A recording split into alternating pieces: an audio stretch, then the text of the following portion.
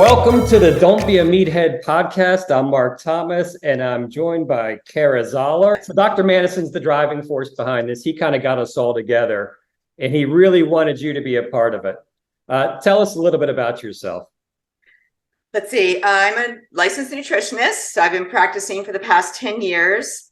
Prior to that, I was actually teaching fitness classes, and I was also in the computer science world, but I found out that my passion is really fitness and nutrition, because throughout the 13 or 15 years that I worked in the systems and financial world, everyone would ask me about my exercise and what I ate. So this has been, I guess, a passion of mine, and I just decided I could make a career out of it, because why not make money on things that you love?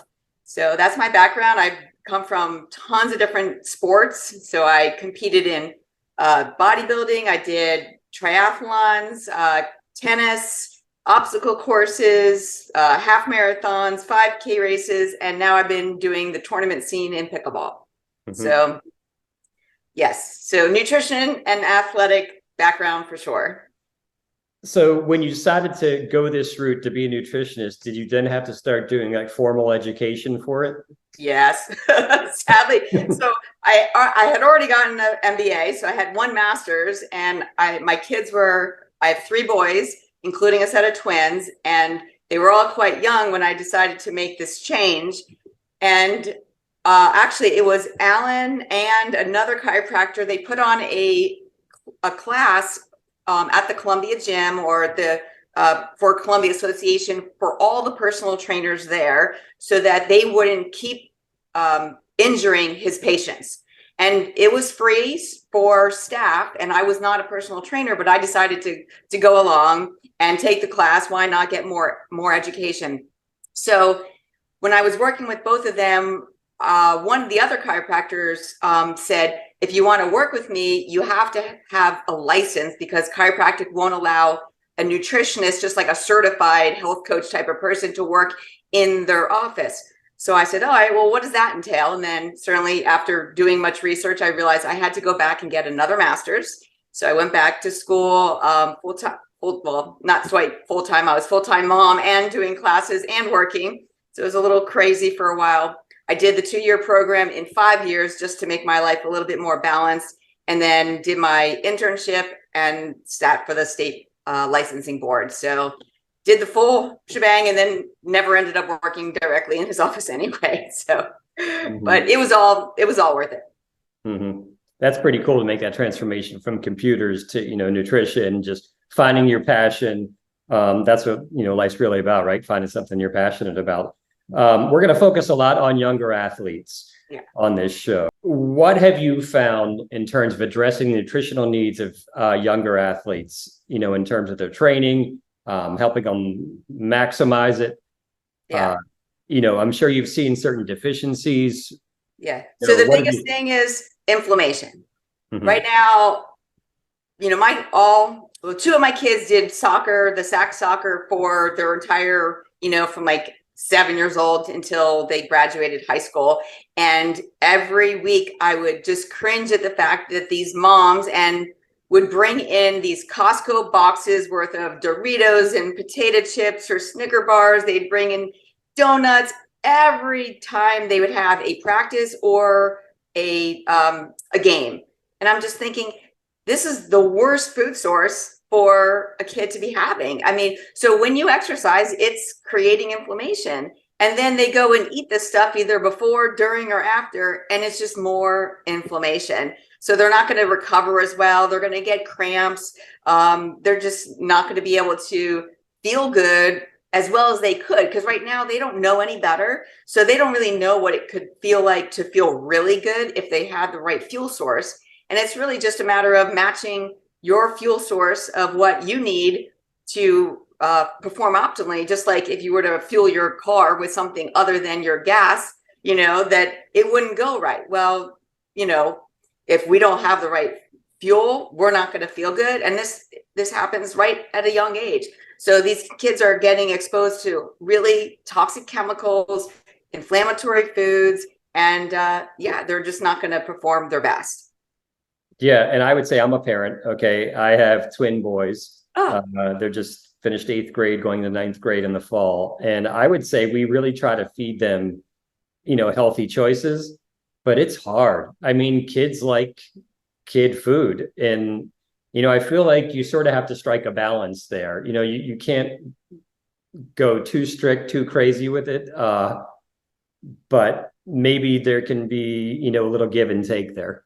yeah. So I would just combat this, which is funny because, when kids are offered food, when they're hungry, they will eat it. So it's a matter of providing the right food for when they are hungry. So when I would come to the games, I would bring a few bags of grapes, a whole big carton of, oranges, and they would devour that. And so it just shows you that if they're given the right fuel, they're going to eat that.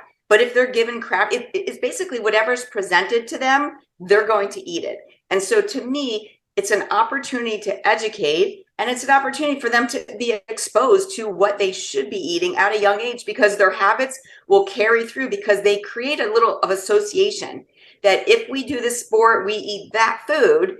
And this, just the same way as like birthday parties and cake. Right. So, that every time it's a birthday party, oh, you have to have cake. Well, that's, we don't want to have every occasion in a kid's life be associated with a bunch of crappy food.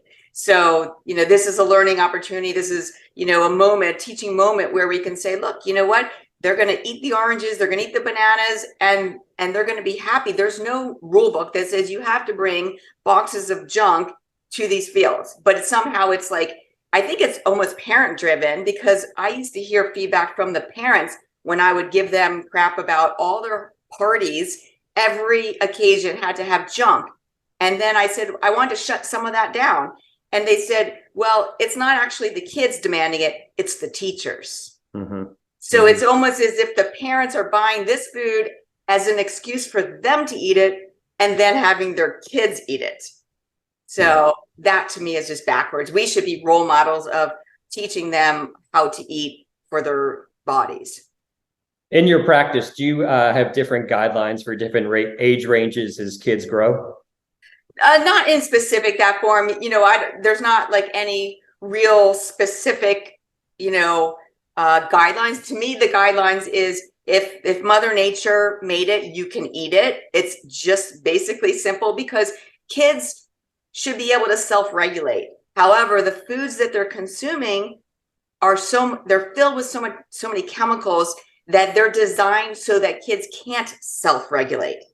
But if they stick to real whole foods, then their body, and this goes for adults too, that if they stick to those foods, their body knows when to feel full and when to feel satisfied, when to stop eating, etc. If they're given the right fuel. As soon as you introduce processed foods, it literally cuts off the mechanism to say, I am full and satisfied, because that's the goal of the snack food industry, is to say, or any processed foods, is to say, I want to make money, so I'm going to put things in there for you to be forever dissatisfied or forever hungry. So people will eat a muffin at breakfast or a bagel, and they're snacking shortly after, and that's how they make money, these food industries. But if you sit down some bacon, eggs, and some greens or a fruit, they're full for hours, and then nobody makes any money. So it's just it's a money making scheme. So I mentioned I have twin boys. They're going to the ninth grade. They're deep in the heart of puberty. Yeah. So what would your advice be, using them as an example? Yeah. What should they be eating, drinking to maximize this growth stage? Yeah. So for them, when I think of growth, I think of protein, right? So they need plenty of protein because protein fuels just about everything. In fact, we have 3 macros: protein, fat, and carbs. We have what's considered an essential amount of protein. We have an essential amount of fats, and there is no such thing as an essential carbohydrate.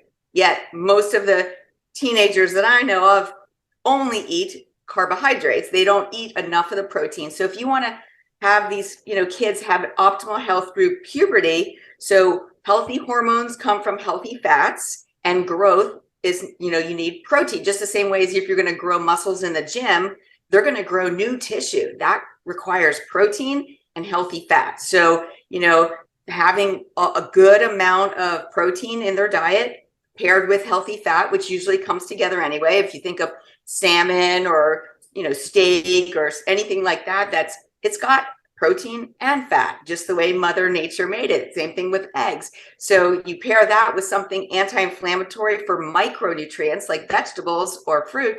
Now it's a perfect combination. So how about barbecue chicken wings? Barbecue chicken wings. I don't have a problem with barbecue chicken wings. Chicken wings are part of a chicken. So, obviously barbecue sauce is going to be, most of them are going to be super high in sugar. Right. So that's going to be a little, so we sort of make some of our healthy foods more like candy. But if they're active, they're going to be fine for, if they're doing something like that, then just a big bowl of pasta, which that is what I see, like macaroni and cheese or something like that, where there's no amount of good protein on there. It's just a bunch of processed foods. A little barbecue sauce on a real piece of food, not going to be an issue. Okay. How about boys versus girls? Do you guide any differently? Not really. It's again, it's learning how to self-regulate using real whole foods. So, girls have the hormones as well. So they need a good amount of healthy fat in their diet to fuel that. I think girls they have more of the peer pressure to be really thin, to have a lot of disordered eating, which then comes into affect their sport. So I see like the ice skaters, the gymnasts, they are really under fueling, and they're just going to set them up for failure later in life because their metabolism is going to be affected later in life based upon what they do now, because they're going to have misinformation as far as signaling to their hunger. So a lot of kids will just be able to shut down their hunger hormone by overpowering it, and then it will bite them back at some point. We just don't win that battle later on. So I think we just have to make sure we teach the kids how to fuel, whether they're male or female, and know that the body will be able to tell you when you're full and when you're not. I see a lot of females having, they skip their breakfast and then they go on to, barely eat their lunch at school. And then they, end up eating in the closet where they're just, shoving a bunch of food down. But if they started off with a healthy breakfast, their brain is balanced, their hormones are balanced, and we don't see as many of these issues where, kids, for females, when they have a bad menstrual cycle, they have a lot of pain and cramps. Well, that's a sign that they are probably under eating, and they're just going to be thrown, the birth control pill as a Band-Aid approach. So yeah, both, females and males, they just need less quantity depending on their size. So, a female is just going to be a little bit more, I guess, nuanced when it comes to their hormonal cycle in and out. So they just might feel a little differently, but the basic needs of healthy protein, healthy fats is really just universal. Good stuff. Good stuff. Cara, I look forward to learning all sorts of stuff from you, as we go through this Don't Be a Meathead project with Dr. Manison. I'm sure he's going to have all sorts of interesting stuff to talk to you about. Sure. And I know you're about to go burn some calories yourself, right? You're a serious pickleball player. So I am. So, and proper fueling for that. And I also, I still lift weights. So I did a full lifting session this morning, and we have to just keep stressing the importance of protein, because I think that even things like for kids' breakfast to start off the day, what they do for breakfast really dictates the rest of their day. So I always stress, for no matter if you're a kid or an adult, you got to get that protein in, especially at breakfast. Well, good luck out there. I know we'll be talking to you again soon. And, tell everybody, don't be a meathead, folks. All right. All right. Thanks. Thanks for joining us.